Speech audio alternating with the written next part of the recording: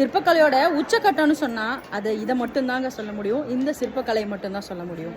இப்படி ஒரு சிற்பக்கலை எங்கே இருக்குன்னு பார்த்தீங்கன்னா அஜந்தா எல்லோரால தான். மிகவும் பழமையான இந்த 36 குகைகள் மிகவும் சிறப்பு வாய்ந்தது. இதை ஒரே குடும்பத்தை சேர்ந்தவங்க 200 வருஷமாக 36 குகையிலையும் பலவிதமான சிற்பங்களை செதுக்கியிருக்காங்க. முகலாயர் படையெடுப்பின் போது பார்த்தீங்கன்னா இங்கே இருக்கிற சிலைகள் எல்லாமே சேதமாயிருக்கு.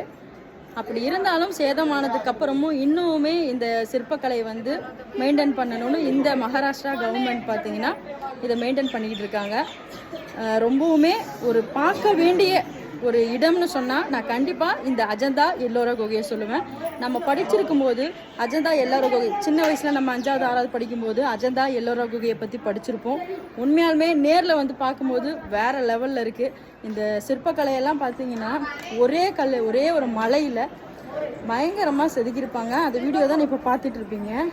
ஒரு வர்த்தபிள் அப்படின்னு சொன்னால் ஒரு வர்த்தபிளான ஒரு பிளேஸுக்கு போகணும், உங்களுக்கு சிற்பக்கலையில் ஆர்வம் இருக்குது, நான் நேச்சுரலாக லவ் பண்ணுறேன் அப்படின்னு சொல்கிறவங்க தாராளமாக நீங்கள் இந்த அஜந்தா எல்லோரா குகைக்கு வரலாம். இது மகாராஷ்டிரா மாநிலத்தில் அமைஞ்சிருக்கு.